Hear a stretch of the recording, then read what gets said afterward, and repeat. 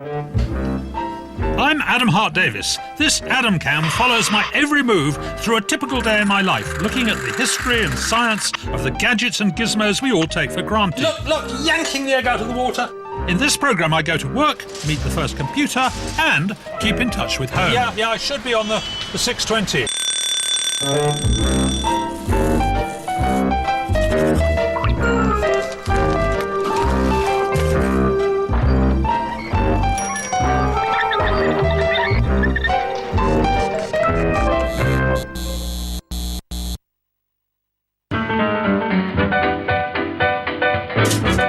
Breakfast, the most important meal of the day, they say, but how did it begin?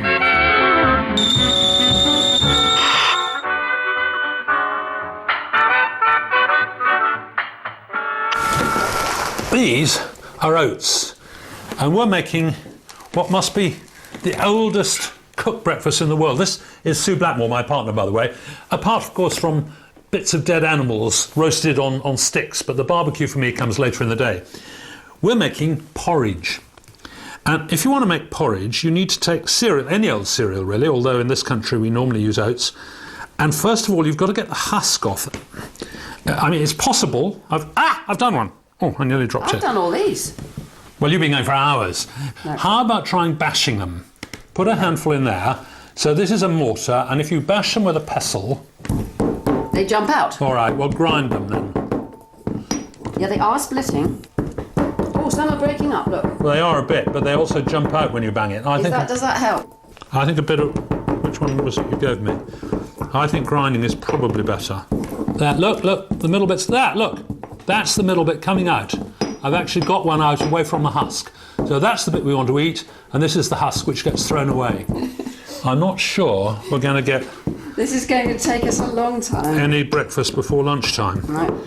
So, after people have been doing this for a few years, they realised they needed mechanical ways of doing it. And sometimes they put their cereal in the middle of the road and they got their horses to go over it so that all the hooves ground it up. Luckily, today you can buy porridge more or less ready prepared. There's a long tradition associating porridge with Scotland, where you're supposed to make it like this, stirring always clockwise with a flat piece of wood like this. It's called a spurtle. And then you're supposed to eat it standing up with a bone spoon. Now, I have to say that we don't always do exactly that in this household, but we do stir it, you can see, with a flat piece of wood like this. The spurtle is wonderful. Right, here we go. I'm afraid it would have been better if you'd done it. No, that's lovely. Good. Thank you. Now, it was very important to Scottish farm workers, or farm servants as they were called, and what would happen was a wifey would come into the house once a week and make a huge great cauldron of porridge, and then she'd put it in the drawers of the kitchen dresser, fill the whole thing up with porridge. And it would gradually solidify in there, and then the workers would come in and they'd cut with a knife, cut a sort of slab of it.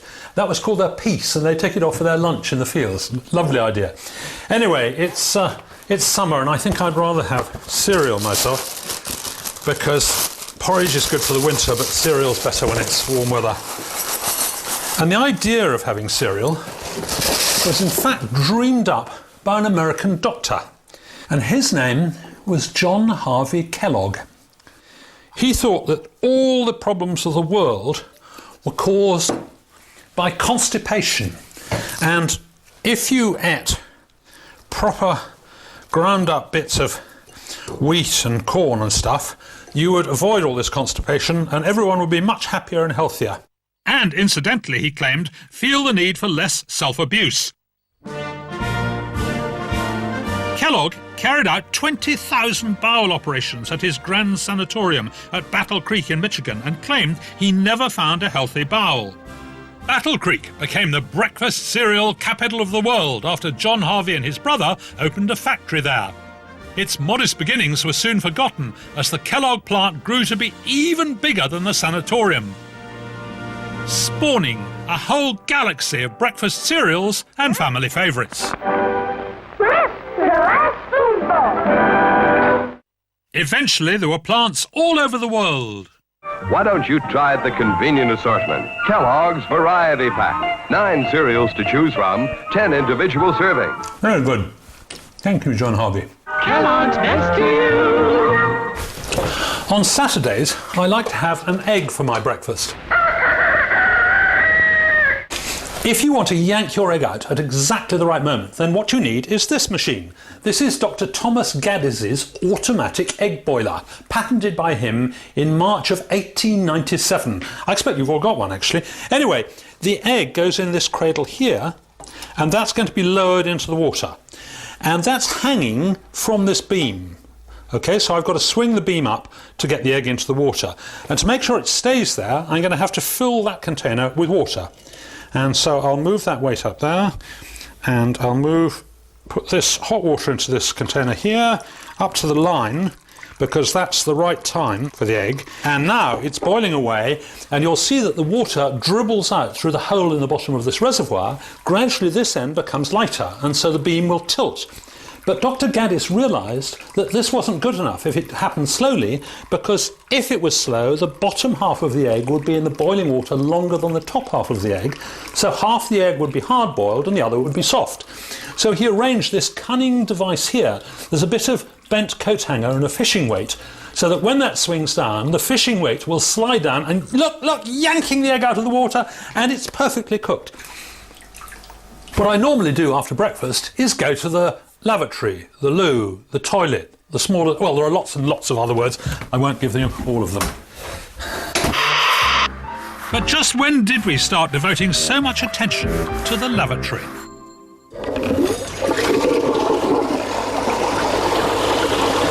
The modern flush lavatory, with water always in the bowl, a cistern and a terrific powerful flush, and of course the S-bend here, which keeps the smells down in the sewer, has been around for well over 100 years.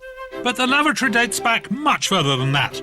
One of the famous names in lavatory history is Sir John Harrington, who invented a flushing loo and is said to have given it to his godmother, Queen Elizabeth I. Perhaps it was here, at Hampton Court, where in Tudor times the courtier's lavatory had the appropriately grand title of the Great House of Easement. Apparently she did actually use it, although the smell must have been pretty unpleasant because he hadn't invented the S-bend, and so all the gases must have come back into the room. He called the lavatory Ajax, which was a terrible pun because a standard term for loo or bog at the time was jakes, so it was actually A-jakes. Unfortunately, his wonderful machine didn't catch on, and we hear almost nothing else at all about the lavatory for nearly 200 years. In the centuries that followed, as cities grew and became more densely populated, the link between diseases like cholera and poor sanitation was established, and the need for proper drainage systems became clear. This is the Abbey pumping station in Leicester, a city where, in the middle of the 19th century, the inhabitants were dying from diseases related to poor sanitation even faster than those in London or Manchester.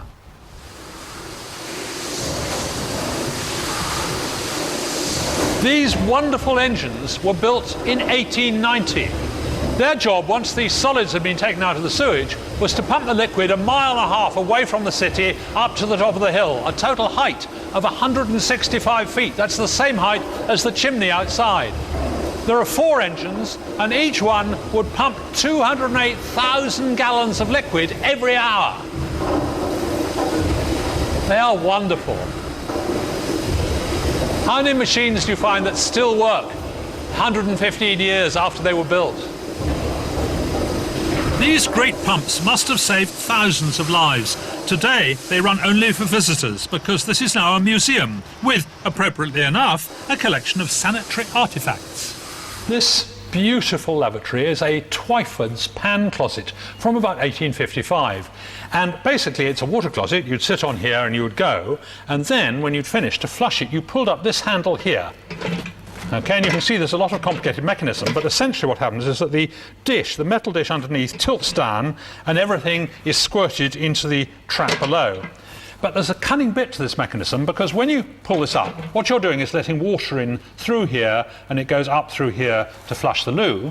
But then there's that lovely shiny cylinder, and that is a delaying mechanism. So when you let go, that would go down very slowly, and even after the trap had closed, it would then fill up with water again, ready for the next person. Isn't it lovely? Now, one name above all others associated with flushing lavatories is Thomas Crapper. The myth that Thomas Crapper invented the flushing lavatory has been exploded so many times that I can't believe that anybody is still under that impression. Crapper was a Yorkshire boy who made his way to London and became apprenticed as a plumber. He went on to set up a highly successful business in Chelsea. My own lavatory is equipped with Crapper ware, and you can see why it was considered the very finest. His name reached Queen Victoria, and his company was invited to install its sanitary ware at Sandringham, which at the time was being refurbished.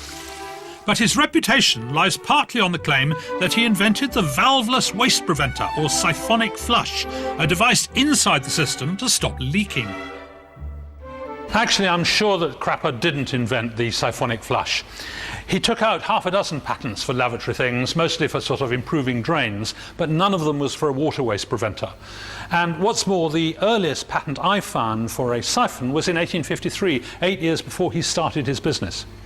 What's more, his name didn't actually come to mean crap, as we know it today. Have a look at this. This is Merriam-Webster's Collegiate Dictionary, and if you look at the word crap, it says here, vulgar, defecate, 1846. So that was in use when he was only 10 years old, and he really can't have been famous then, can he? So even that, sadly, is a myth. Even in late Victorian times, there was a rival to the water closet, and that was the earth closet. And here is one that was patented by a chap called Henry Mole in 1860. Lift the lid, looks like an ordinary lavatory, there's a bucket underneath, and you flush it not with water but with earth, coming from this hopper by pulling this handle. We had one in our garden for a month. It's really, really simple. You just need a bucket underneath, and then you need something to sit on. And then when you've finished, you take some dry earth, it does need to be dry, and you put that on top. There's no mess and no smell, and the tulips come up beautifully. We nearly all have to go to work, and it's nearly 9, so time I was setting off. I'm lucky because I can often work at home. But often I do have to go away for lectures or meetings or even to film elsewhere on location. That may mean travelling some distance. But even so, whenever I can, I use one of these. This is my favourite bike, my recumbent. Wonderful, I use this to do the shopping. But if I'm going a long way, I like to use this folding bike, because it's so convenient. I can fold it up, and that means I can take it on the train with me. So, let's get my helmet on. It's light enough that I can carry it, at least onto the platform, and you'll see it takes about 15 seconds to fold or to unfold, and so you really don't waste any time.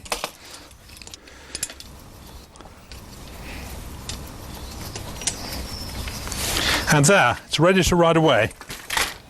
Isn't that fantastic? Pound for pound, a person on a bicycle expends less energy than any other creature or machine covering the same distance. Cycling is even more energy efficient than the salmon, which can leap up to 12 feet at a time on its marathon journey upstream. On my bike, 98% of the effort exerted on the pedals goes into pushing me forwards, whereas cars are only about 25% efficient.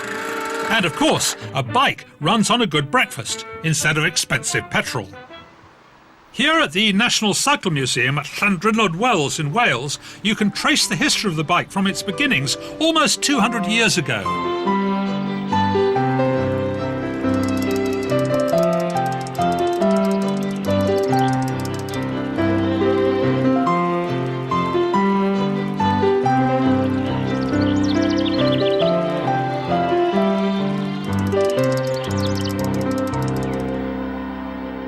The man behind the National Cycle Museum is David Higman. Now this must be your first one, your oldest. Well, it is, yes. You're looking at 1818, the hobby horse. Well, that's Carl von Drees, right? And no pedals. No, no. So you sat on the saddle, Yes, here. right, and you put your feet on the ground, Yes.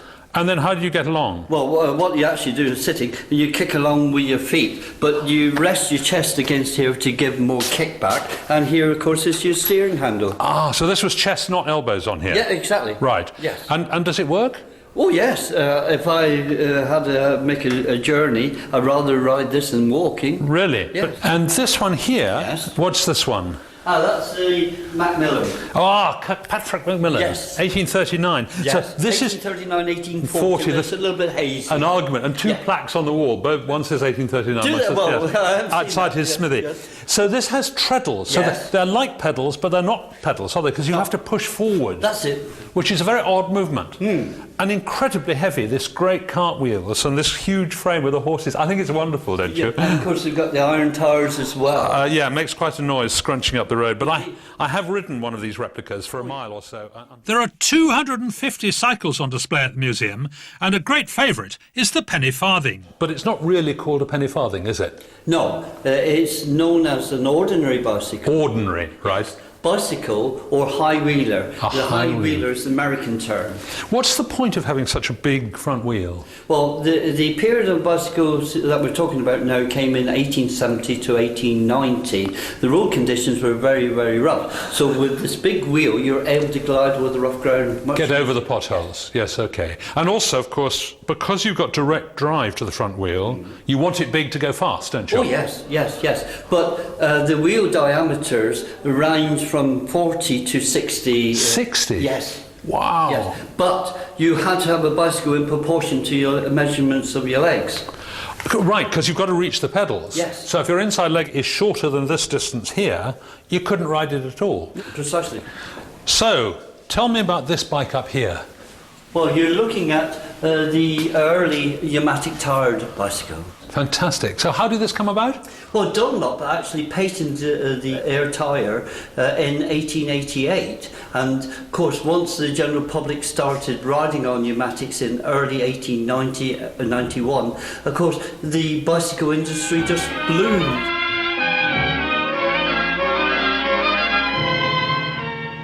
It must have been a great age for the cyclists before cars took over the roads. Even so, it still had its dangers. Perhaps they weren't so easy to ride as they looked. Wow. Getting started is quite difficult on this thing. It's heavy. But once you're going, it's okay. It just seems to have a mind of its own and keeps steering off in random directions. Luckily, it's got a very comfortable saddle, very bouncy. So, that's not a problem, and even the bumps in the road aren't a problem. But it's a fixed wheel, so you have to stop by pedalling backwards. And indeed, you can actually go backwards. Very strange.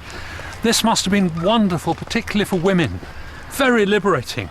Suddenly they could go without a chaperone and get to the next village. Wonderful. Right, now for some speed. This is an 1881 Salvo, and Queen Victoria was presented with one, though I can't imagine she often cycled to the next village. And this one is made of bamboo. The collection runs right up to electric-powered cycles and folding bikes, like my own. It's such a pity that more people don't ride bikes. There are more bikes than cars in this country, and more bikes are bought than cars. But most of them sit in the back of the garage or bolted to the back of the SUV and never get ridden. Because riding a bike is good for you, it's good for the environment, no pollution, and it's fun. I used to play squash a lot, but fat old men die on the squash court, so I bought one of these newfangled mountain bikes and thought I'd get fit and thin, like the blokes in bike shops. But it doesn't seem to have worked.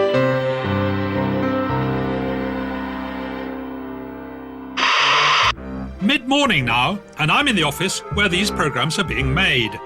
A generation ago, something with the power of the desktop computer we all use would have filled a whole room.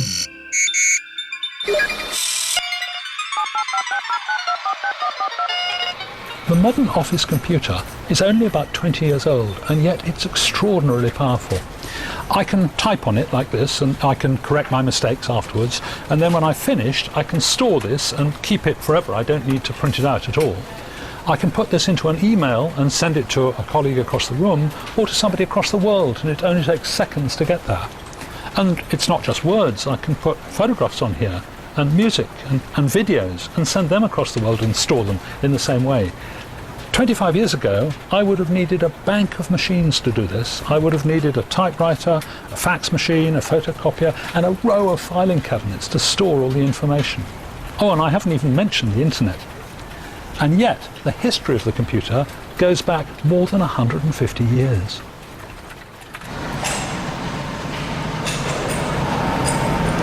Here at the Science Museum in London, they're building the world's largest mechanical calculator. Isn't it enormous? It was designed between 1847 and 1849 by Charles Babbage, who's generally reckoned to be the father of the computer, although sadly none of the machines he designed ever got finished during his lifetime. And here's one they made earlier. Isn't it a wonderful machine? It does very complicated calculations just by adding up. Richard, can you drive it for me? All he has to do is turn a handle, just watch, and the whole thing runs. And every fourth turn, it prints out the answer as far as it's got. Look, here it is printing. Isn't that fantastic? And this was all designed more than 150 years ago. But where it's really beautiful is round the back.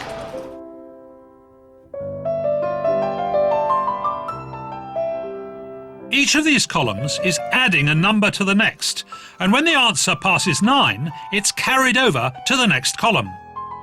The difference engine was devised to eliminate the inaccuracies which occurred when calculating mathematical tables, like logarithms, by hand. That was the difference engine, which only did simple sums. This is the beginning of Babbage's analytical engine, which was really a true computer. And this is Tilly Blythe, who's curator of computing. Why was this important? This is a very important machine because it's actually the most similar machine to today's computers. So whereas the difference engine was a machine that was basically a large calculator, but you could only do one type of calculation on it, this machine you could do any calculation. Why do you say this is the forerunner of modern computers? Well, it has many of the characteristics of a modern day computer. So for instance, it has a store, which is what we might think of as the memory of today's computer. It has the mill, which is the portion we're looking at here, which is equivalent to today's processor. And it has an input and an output device. You could ask it to do what you wanted it to do. How did you ask it? You used punch cards, so it had these as an input device. And this was a way of actually inputting the data into the machine. It was also a way of operating the machine and telling it what you wanted it to do. That's fascinating. Punched cards like this would have been the absolute basis of a high-tech 1930s office like this one. They had all these machines to punch them and sort them and do all their sums, but this was the basis of their accounting and their number crunching and their payroll. But the electronic computer was still more than 10 years away. During World War II, Bletchley Park in Buckinghamshire was the site of the operation to break German military codes. Here, scientists and mathematicians built the first electronic computer. It was called Colossus. The Americans built something similar to calculate the trajectory of shells. IBM saw the commercial potential, even though in 1943 its president is said to have estimated that the global market for computers would be only 4 or 5. IBM went on to become one of the world's biggest companies, but we British, in our wisdom, decided to destroy the details of how Colossus had been built. By about 10 years after the war, some companies had their own computers, but they were enormous machines. They'd occupy a whole room, even a whole floor. And in order to keep them running, they had to have a whole team of skilled operators working, well, more or less night and day. This is Pegasus from 1956. It cost about £40,000 and it has less brain power than my mobile phone.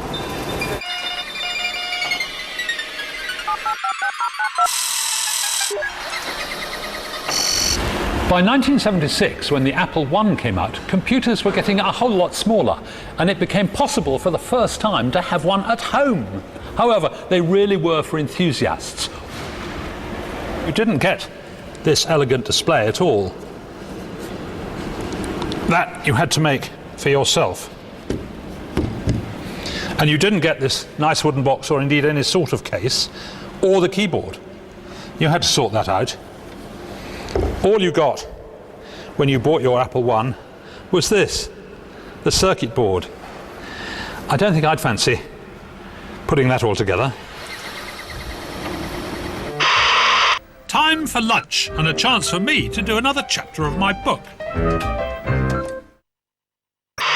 As well as being a wonderful source of information, the computer is invaluable to people who do a lot of writing, like me. Of course, for centuries, people used to write like this, with a quill pen, which is great fun, but you do need some time and some practice.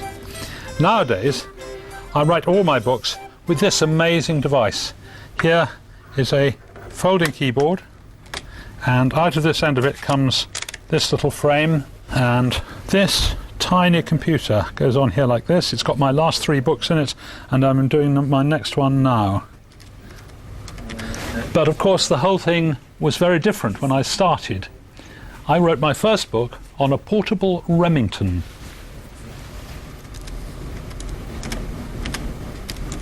They've got one of the very earliest here in this museum storeroom in Leicester. There's a wonderful collection of old typewriters, British ones like the Imperial, American ones like the Remington, and German ones like the Adler.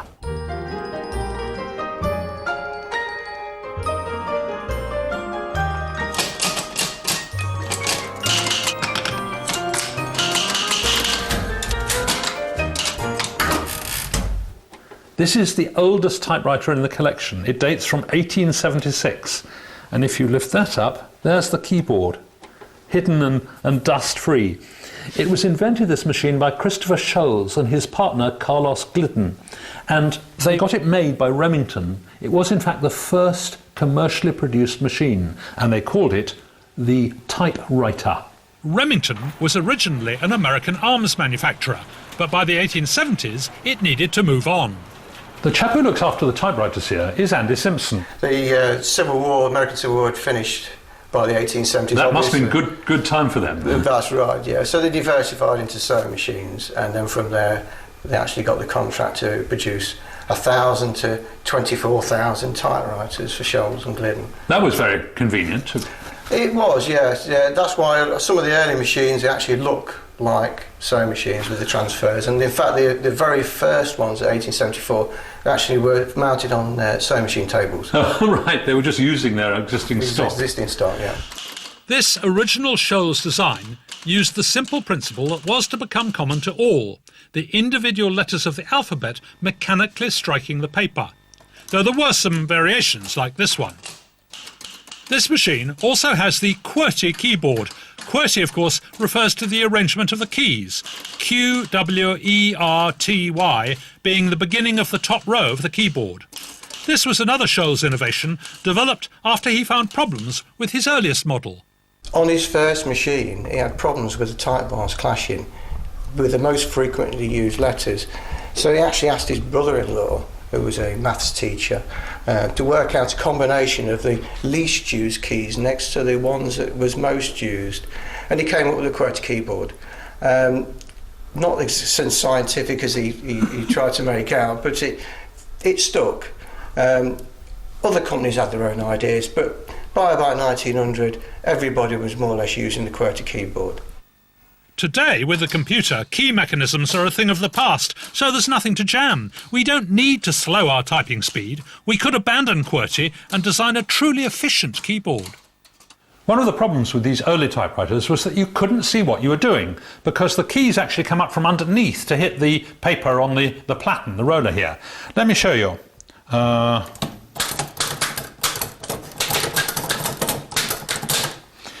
And now I can't see a thing until I lift this bar and turn the whole thing over, and there. Oh, well, I've missed out the O, And it hasn't done the E. Perhaps I didn't hit it hard enough. But anyway, you can see that it's awkward doing that.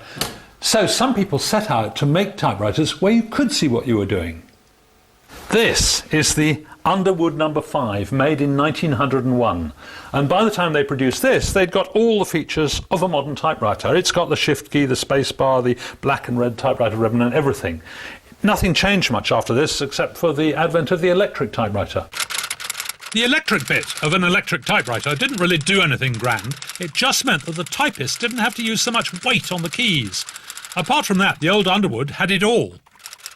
This was so successful, they actually sold 4 million of them. And their slogan was, "This is the typewriter you will eventually buy."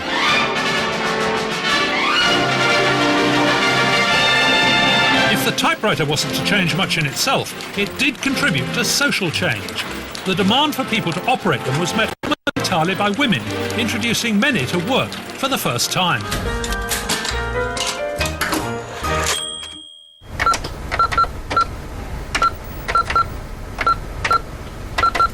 One footnote to all this office equipment. I remember in the late 70s I was working in an office when the first fax machine arrived. It wasn't nearly as smart as this, but it was a miracle. Before then, when I wanted to send any sort of message, I had to use a telegram or telex. And you couldn't send any pictures. You couldn't send even a thing on headed notepaper. It was an absolute nightmare. This changed our lives. Traveling almost as fast as the telephone story. The concept of sending images electronically wasn't unknown. Even back in the 1930s, a newspaper in London, or for that matter any other organisation which relied on images, could get pictures from across the Atlantic by telegraph. This is Mobile Unit number 1 in the valley, ready with pictures of stunt car and airplane. It did seem quite magical back then, and the makers of this old film devised a simple way of explaining how it worked. Let's suppose we have a picture or a pattern which we want to send to another location. And the only way to send it is through a small tube. Now, if we start at one end of the picture, taking it line by line or string by string in proper order, we can run the string through the tube and assemble it at the other end, line by line, until we again have the original pattern. The origin of this technology was back still further. As far as I remember, the fax machine came to our office in 1979. So I was astonished to discover that it had actually been patented by a Scotsman, Alexander Bain, in 1843, 30 years before the telephone was invented. But unfortunately, nobody wanted to send pictures along telegraph wires in those days, and he didn't make a thing out of it. When the fax machine finally came of age in the 70s and 80s, it had really quite a short life, because now almost all its functions have been taken over by the computer. I feel quite sorry for it, really.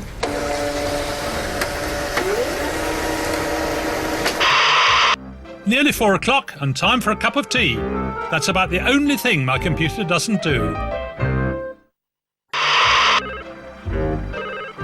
So my computer has replaced my typewriter, my fax machine, my calculator and my filing cabinets, as well as most of my reference books. And then there's the phone. I could set up my computer so that I can do video calling or video conferencing. Just have a little camera there so the person at the other end could see me as I'm talking, and presumably they'd have a camera and I could see them too. But I don't do it. It's been available for 10, maybe 20 years, and I don't do it. I don't know anyone who does do it. I want to use the phone to talk to people, not to see them. Basically, a phone call is just an electric current sent down a wire, and that's all Alexander Graham Bell's first experimental phone call was in 1875. A year later, he demonstrated the process to Queen Victoria, and she ordered a line between Osborne on the Isle of Wight and Buckingham Palace. Another line was installed between the Houses of Parliament and Fleet Street for journalists. Before that, they had to rely on telegraphy if they wanted to send a message, and this machine, known as the electric semaphore, was installed at Westminster in 1851 to do just that.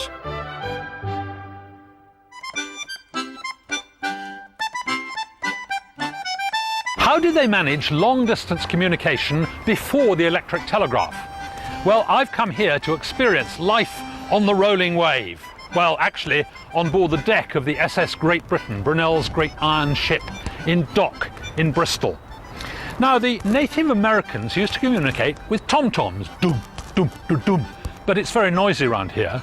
And then, of course, they had smoke signals, but I don't think I'd be terribly popular lighting a fire on the deck, so I think we'll use the good old Navy method of flags, semaphore. I've sent my mate, well, actually the producer, across there, and she's going to send a message. F. O. N, both arms down. E. Oh, she stopped. Phone. Oh, phone! She can't spell either. So we're going to go back to phones. It was while he was in America that Alexander Graham Bell developed his phone, and it was America where it took off. Well, it's a little surprise I have for you, Mary. It's a telephone. A telephone? That thing for talking over a wire? Isn't it just a toy? No, indeed. Why, I've been talking from here all the way down to the office downtown. A useful thing like that is more than a toy. Not everyone could see the potential at first. No one will ever use it. Well, you mark my words, dear. The time will come when we will all use it. I've come to find out more about phones here at the Telephone Museum at Milton Keynes. Among the exhibits is most of the original GPO collection. Bill Griffiths is the resident expert here. What were those early phones like, Bill? Well, you got quite a lot of distortion. Sound was quite difficult to hear. The voice was broken up quite a lot. Oh, but my dear, you mustn't be so critical. Of course it sounds strange at first.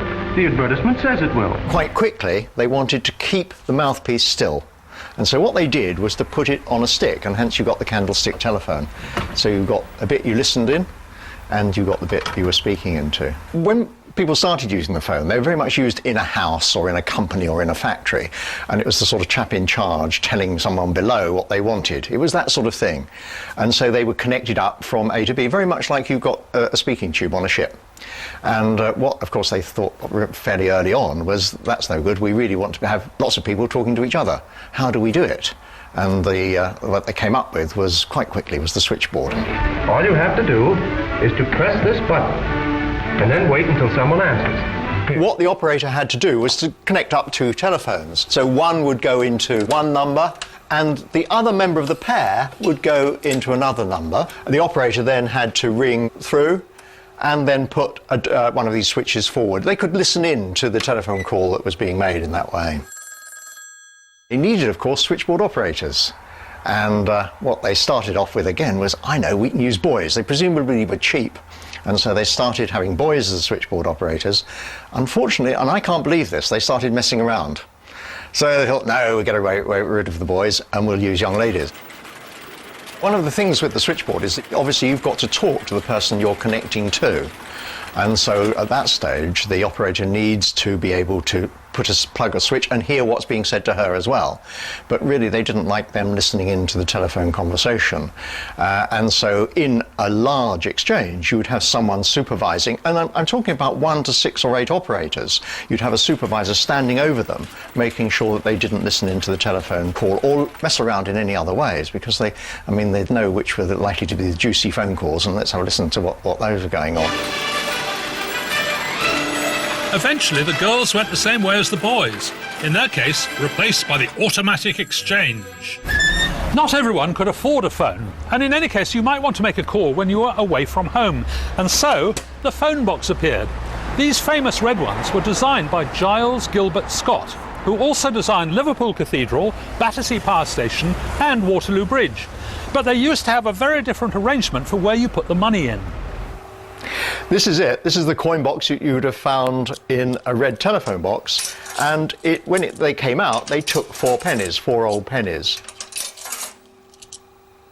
Then you would dial your number.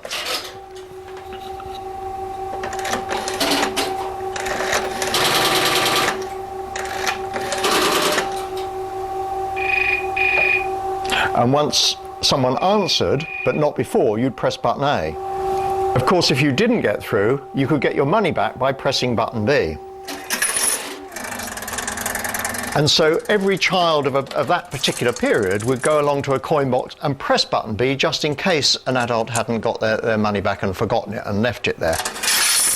There was a time when you always had to queue for a telephone box because they were in constant use. But now, of course, it's easy because we've all got mobile phone. Hello? Yeah, I should be on the 620. so you could pour the drink soon.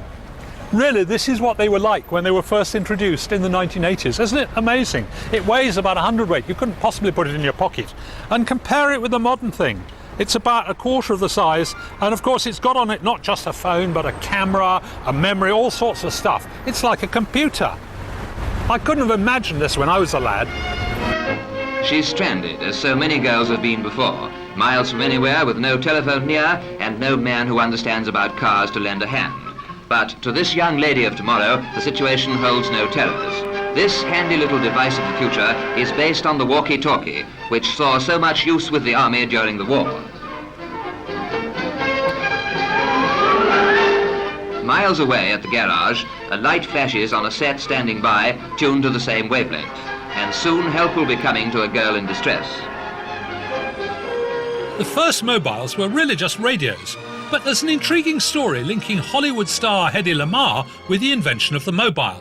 In 1942, Hedy, having fled the Nazis and her arms dealer husband, from whom she must have learnt far more than she let on, was awarded a patent for a torpedo guidance system. At its heart was the principle of frequency hopping, which meant that the radio transmissions couldn't be interrupted. And in fact, an advanced version of the same idea is used in today's cordless phones and internet connections. As it happened, the military never took up Hedy's invention, and the Allies won the war without it. But I have to say, on set in the morning, torpedo guidance system in the afternoon has to be a good day's work for anyone. Oh well, I've had a busy day too, and if I'm going to catch that 6:20, I'd better get to the station. Right, now for my ticket home. And I don't have to stand in a queue anymore because I can use a vending machine. These are wonderful these days. They do everything for you, practically boil your egg. Now let's see, I want to go to A to Z because I want to go to Bristol. So I hit B, R, I, and now here it is, Bristol Parkway, that's where I want to go. And I want to go by any permitted route. And you're allowed to go anywhere with these things. I'd probably go on to Beijing if I ask it. Anyway, I'll have a Saver single, and then I'll have a rail card, which I'm not going to tell you about, because it's a little bit embarrassing. And there we are, and it's all ready to go, and all I need is my card. And in fact, vending machines have been around for a very long time, except that some of the earliest ones didn't give you change.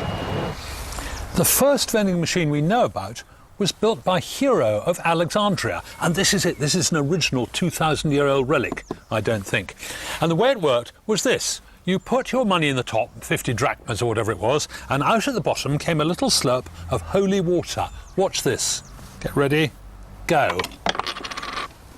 And out comes a little squirt of holy water. And there we are, and you can use that to anoint your forehead and anoint your friends. Wonderful, for only 50 drachmas, or whatever it was. Now, this was how it worked. When you put the money in the top here, it came down this chute and landed on this arm and pushed that down. Just watch when I drop a coin in. You see, it pushes that arm down just for a second. This arm tilts down.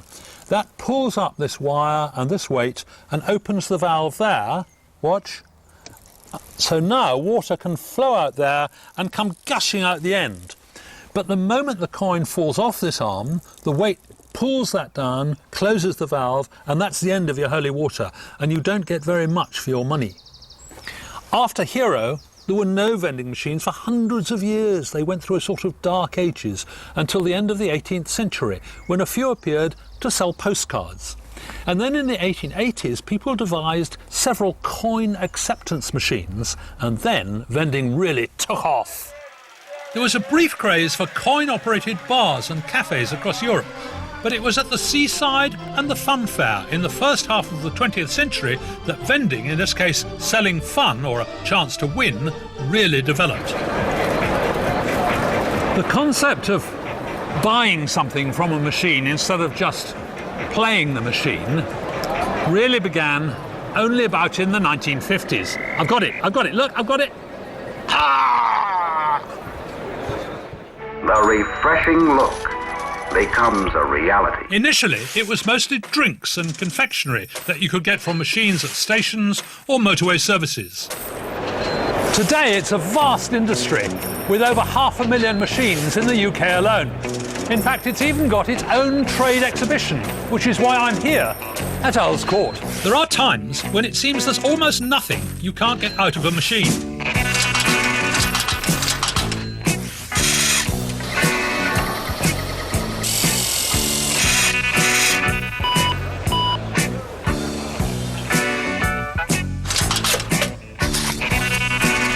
Very interesting.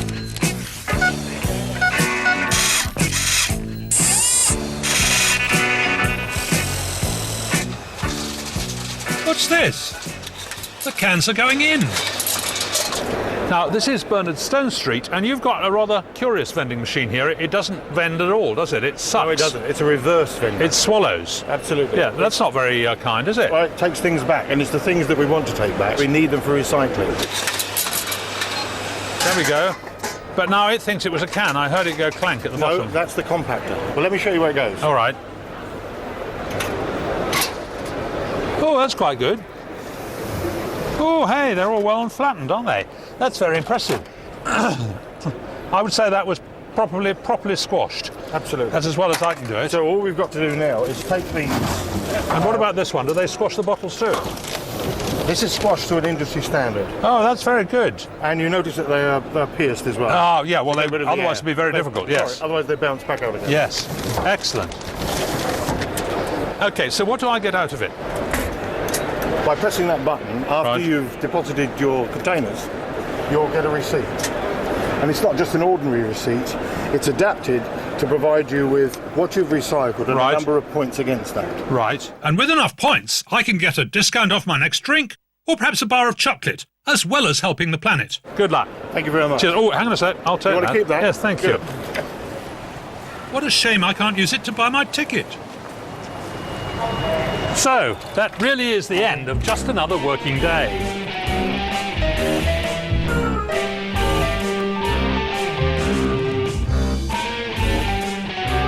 Hi, I'm Adam Hart Davis. Play my quiz and download my Just Another Day podcasts at justanotherday.co.uk.